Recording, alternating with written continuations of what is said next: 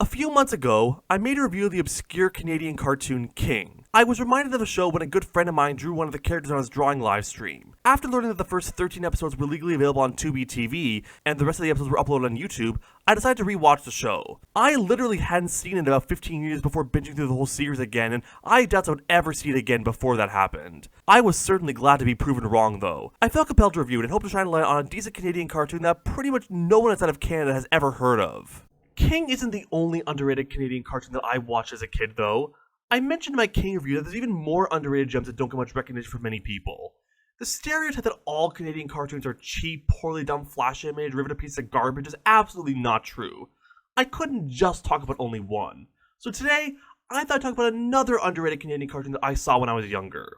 Those of you who are fans of the Wacky Deli might have actually heard of the show since he talked about it in Short Stack, and, well, this is another underrated Canadian cartoon that I can attribute to my friend DJ or No Parking Barry.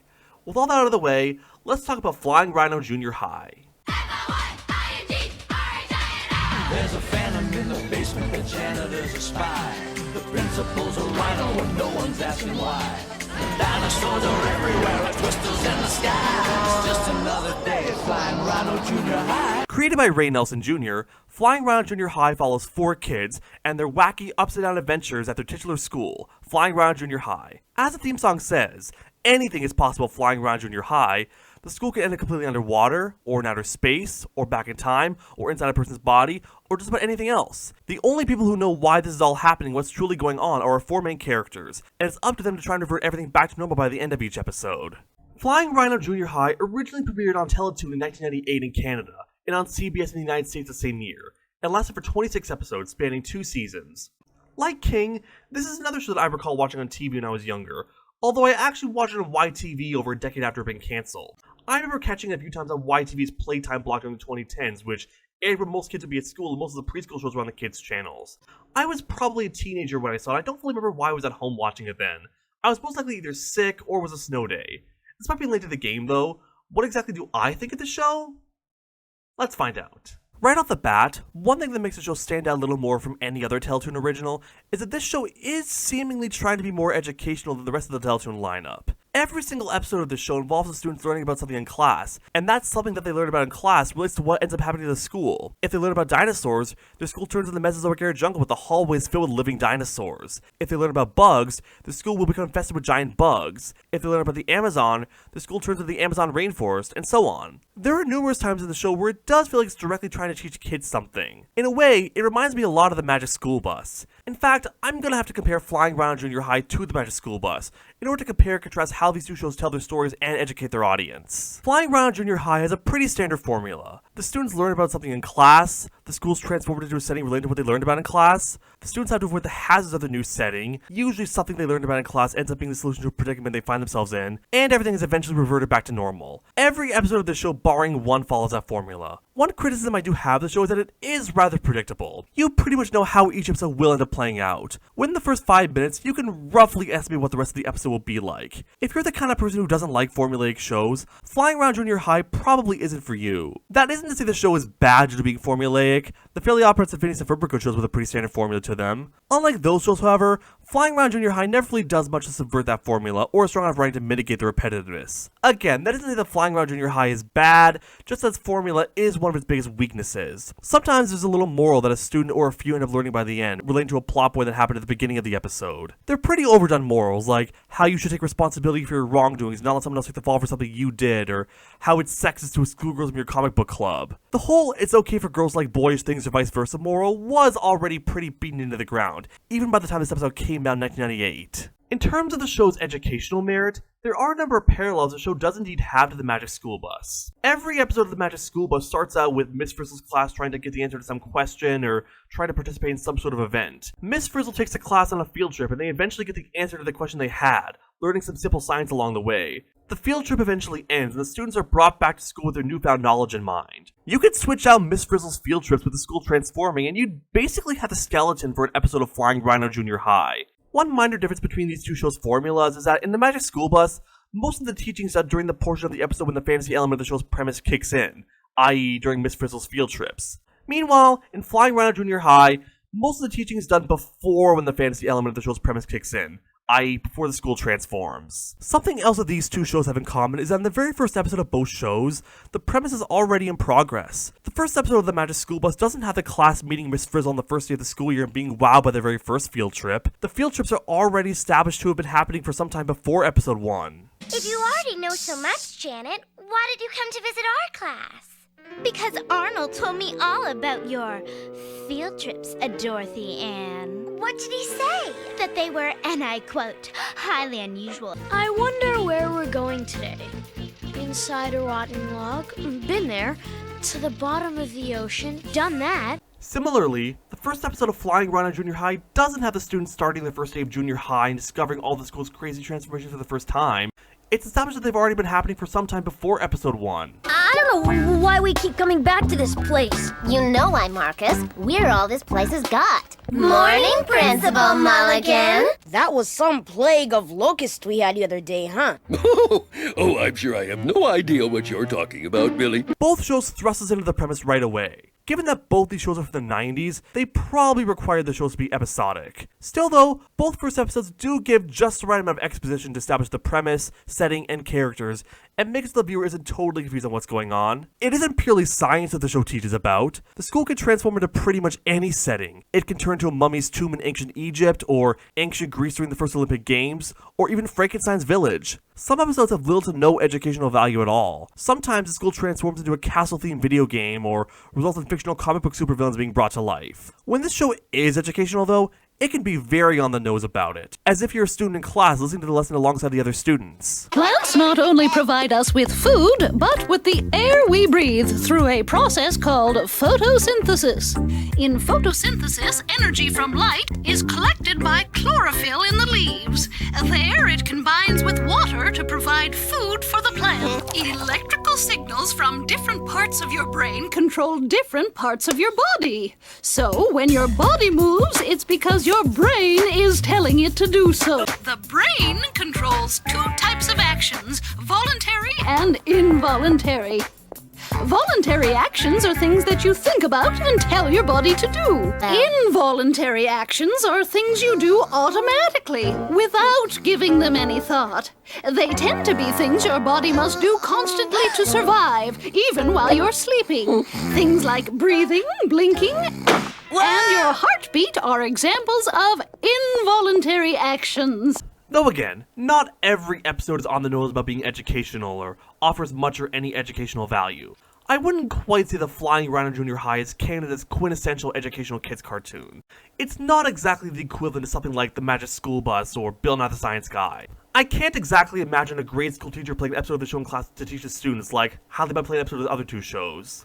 Of course it's possible it's happened. For the record, if anyone's teacher ever did show an episode of the show in class for educational purposes, let me know in the comments. Sometimes the show or movie only has to be vaguely related to class material to warrant being shown to kids at school. I remember watching Osmosis Jones' science class once. I'm also sure that some kid out there remembered some question on a test or pop quiz thanks to watching this show. One downside of the show being on the educational side is that some information taught on the show can end up becoming incorrect or out of date later on. Since the show came out in 1998, there's a few times where this becomes apparent. Probably the biggest example I can think of is that when the show talks about dates at least 1500 years in the past, they say BC and 80 instead of BCE and CE, which has now become standard in academia. Another example is the episode Solar Flexus, which teaches about the solar system and... yeah, you can probably already tell where the outdated info is. Just like the Magic School Bus episode about the solar system, they talk about the 9 planets, including Pluto. Oh, by the way, in that same episode, they pronounce Uranus. They don't say Uranus like they usually do in academia to make it sound less like your anus, which is a bit odd.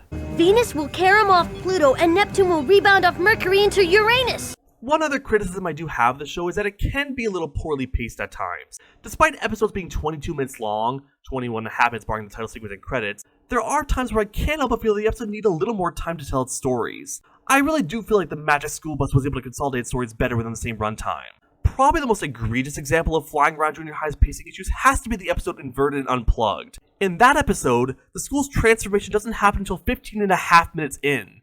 What's supposed to be the meat of the story and the central part of the show's premise doesn't even occur until the episode is 2/3 over. As such, it barely has any time to play out.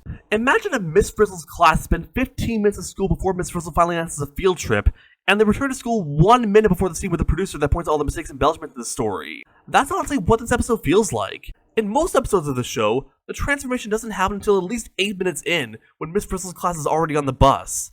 I realize that the show is structured differently than the Magic School Bus, and the show can wait a little longer for the fantasy element to kick in, but I think it'd be better if we got to the meat of the story quicker without too much beating around the bush.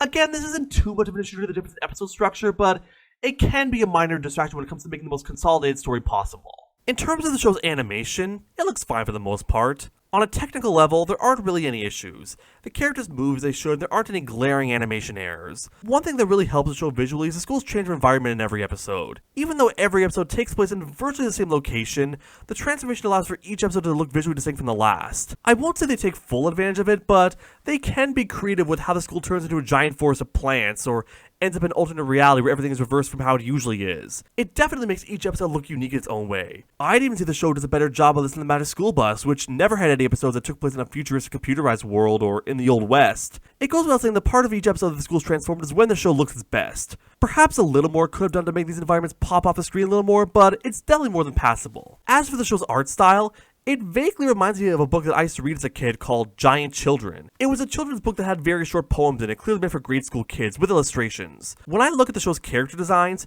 their large heads with big round noses and skinny limbs but large hands and feet really makes me think of children's book character illustrations. Similar to King, this is another show that I can't help but wonder if it was initially conceived as a children's book or book series before being pitched as a cartoon instead. I could definitely see Flying Rhino Junior High as a book series being distributed by Scholastic. The Magic School Bus started as a Scholastic book series before being adapted into a cartoon, so it definitely sounds plausible.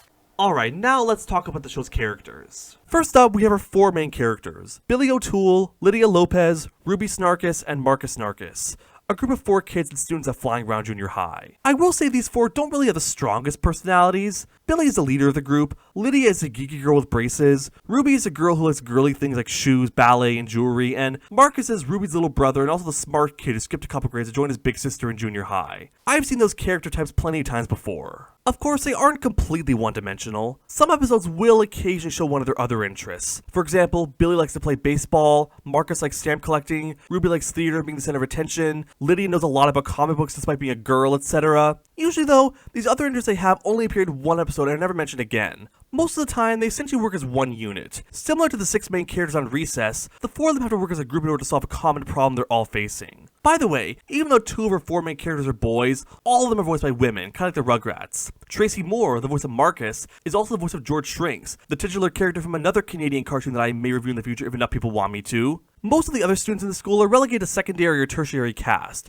There's Fred Spurts, the gross kid with poor hygiene who likes bad smells, will eat just about anything, especially beef jerky, and is also responsible for a lot of toilet humor in the show. There's Johnny, the class troublemaker who gets attention more than any other student, and there's Ron, who's basically the big dim-witted kid. Those are also pretty cliche character types. Something else that's of note is that we never actually see any of the kids' parents throughout the entire show. The only time we ever see anybody actually at home is at the beginning of the episode Fantu's Curse, where we see Marcus watching a mummy movie on TV.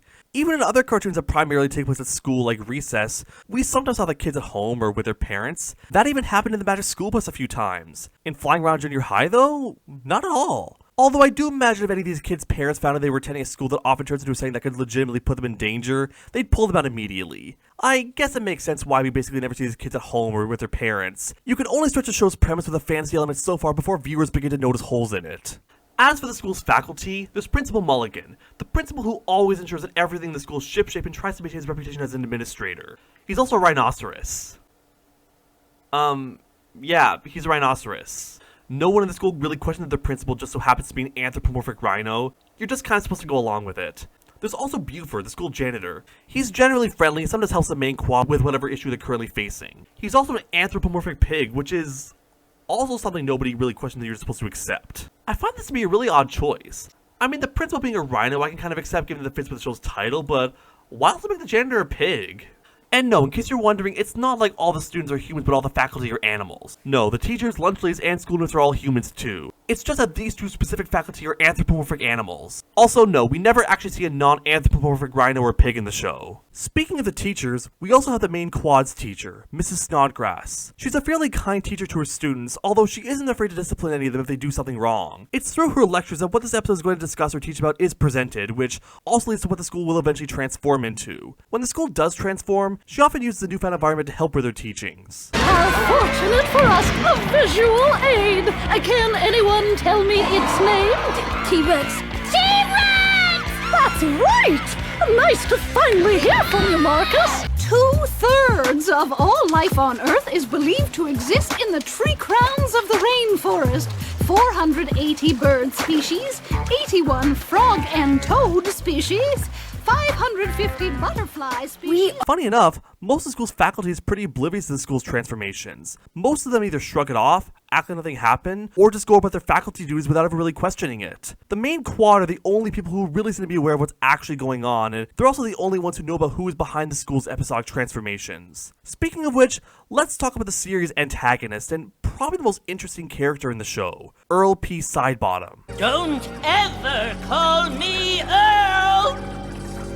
I am the Phantom! Oh, sorry, I mean the Phantom. He was a former student at Flying Rhino Junior High, 20 years before the start of the series. He was basically the class nerd, the straight-A student who got picked on a lot. He was also very proud of being smart and was incredibly arrogant, believing himself to be better than everyone else. However, after getting a D in shop class, he was appalled by his subpar grade. He became furious and vowed revenge on Flying Rhino Junior High for giving him that grade. As revenge, he secretly moved into the school's boiler room and set up a complex computer system. With it, he can spy on the school and watch the students' every move, as well as reorganize the basic molecular components of any environment to whatever he wants. As you can guess, this is how the school transforms in every episode, and it's through doing this that he takes revenge on the school for that D grade. It's sort of a variation on the evil genius trope. It's not really clear if Earl ever actually graduated from Flying Rhino, or if he dropped out as soon as he got the D grade. The Phantom is also accompanied by Radicus, a rat whom the Phantom cuffed in the school's septic tank and gave human speech and logic to. He serves as the Phantom's bumbling sidekick as well as the show's comic relief. He actually is responsible for a number of funny lines in the show. What is the name of the Flintstones dinosaur pet? Lydia? Dino! Dino? Who is Dino? Good answer, and in the form of a question, too. They're about to learn the hard way that the Phantom doesn't know the meaning of the word impossible. Here you go, Phantom. Impossible. Incapable of being done, undertaken, or experienced. Now, go forth! What are you waiting for? You told me to go forth. I'm waiting for the first three. Go! He also can't pronounce the Phantom's name right and instead says the Phantom. I will say he can be a bit overbearing at some points. Thankfully though, he's not too annoying too often. Sometimes the Phantom will send Radicus up into the school to retrieve something for him, or carry out some other task, sometimes wearing a disguise. His bumbling nature can sometimes result in the Phantom's plan backfiring. In a way, he's a lot like LeFou from Beauty and the Beast, or Gur from Invader Zim, the bad guy's bumbling sidekick who's also responsible for most of the show's humor. Speaking of Invader Zim, Radicus's voice kind of reminds me of Richard Horvitz. I can't help but think of Daggett from the Angry Beavers whenever I hear him speak. Does anyone else hear that? It's shown a few times in the show that the Phantom does truly care about and like Radicus, despite all the grief he gives him. As per the show's formula, the school is eventually reverted back to normal by the end of each episode, almost always due to the Phantom's computer system being destroyed, usually by whatever phenomenon he's created finding its way into the boiler room and wrecking it. The one big exception to the show's formula is Phantom Christmas, the show's Christmas episode and only holiday episode. Honestly, for the most part, it doesn't even feel like a holiday episode. The story is that all the students are dismissed for the Christmas break. The Phantom is looking forward to absolute solitude since it's the one time a year the school is completely empty, because I guess Flying Rhino Junior High doesn't have spring break and summer vacation. Radicus is excited to celebrate Christmas, whereas the Phantom doesn't want to. Radicus decides to leave in frustration. The Phantom is happy to be on his own, but he soon starts feeling bored on his own in an empty school. He ends up having a nightmare where Radicus is the Phantom and he's trapped in the school, forced to be friends with the four main characters in an endless school day. It doesn't get that Christmassy until the last 2 minutes when Radicus returns, and he and the Phantom do a bunch of holiday activities. I guess you could say it's kind of a parody of It's a Wonderful Life, and that the Phantom gets to see what life would be like if there was no Christmas and thus no Christmas break, but it doesn't really have much of a Christmas feeling to it until the end. It's an interesting episode for sure, but with some tweaks, it could have been a formula breaker episode, not a Christmas episode. I'm actually kind of disappointed this is the show's only holiday episode. I would have loved to see a Halloween episode of the show. Maybe the Phantom could have turned the school into a haunted house or brought Dracula to life and the students would have had to escape. That could have been cool, but alas. Now, there's still one more thing I have to say about the show. This is hands down the worst aspect of it, and it really brings the show down. This show takes place less than a year after the Bill Clinton-Monica Lewinsky scandal came to light. I bring this up because it radically altered the culture of the time, in ways that make the show feel exceptionally ignorant at the time. Even though literally the only reason I can comprehend the show said explicitly in 1998 is because the show premiered in that exact year. Yes, the show takes place in Canada, not the United States, but all over the Western world, people were shocked because it wasn't the only scandal that had happened. I mean, I can understand not wanting everyone to not be so shocked as this goes against the tone the show's trying to establish, but then you have very awkward moments if you actually were there and you do actually remember the time period.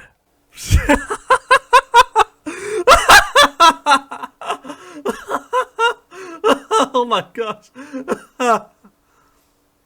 Okay, I'm kidding. It's not actually a problem that the show doesn't mention the Bill Clinton-Monica Lewinsky scandal. I'm actually glad it didn't because that would not be appropriate to put in a kids show. Overall though, Flying Rhino Junior High is a decent cartoon. Comparing it to the other underrated Canadian cartoon I reviewed, I will say it is a bit weaker than King due to a predictable formula, cliche character types, and occasional pacing issues. That doesn't say it's a bad show by any means though. The premise is definitely interesting, the animation is creative at times, and the show can be genuinely educational. It's a show that I would recommend you check out just to see if you like it. With only 26 episodes, it's not really that big of a pain to get through the whole thing, although you only need to see a handful of episodes to really get it. I can definitely see some people finding the show to be too cliche or too predictable, but I can see others simply enjoying it for what it is. As for me, I think the show is on the upper tier of average. I rate it a 6 out of 10. Decent, not great. But what do you think about Flying Rhino Junior High? Do you like it? Do you not like it? Did you ever watch the show? If not, did I pique your interest in it? Let me know in the comments. Glad I could shine some light on another piece of underrated Canadian media. Stay tuned for Canada Day, July 1st, when I do a special video on some more underrated Canadian media that most people outside of Canada don't know about. It's not going to be about Canadian cartoons though. I'll give you a hint. I mentioned possibly doing this video in my King review, and now I'm actually going to. Hope to see you for the video's premiere on July 1st. Till then, it really is true what they say in the theme song. Anything is possible. Flying Rhino Junior High. Silence!